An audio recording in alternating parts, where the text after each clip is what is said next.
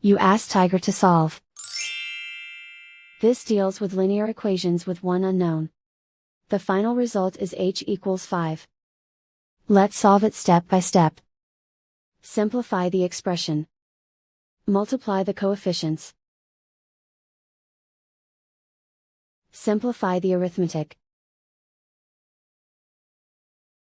Swap sides.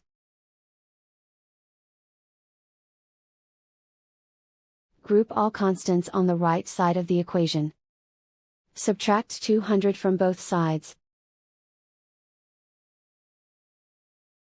Group like terms. Simplify the arithmetic.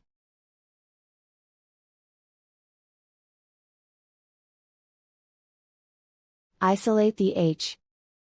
Divide both sides by -10. Cancel out the negatives. Simplify the fraction.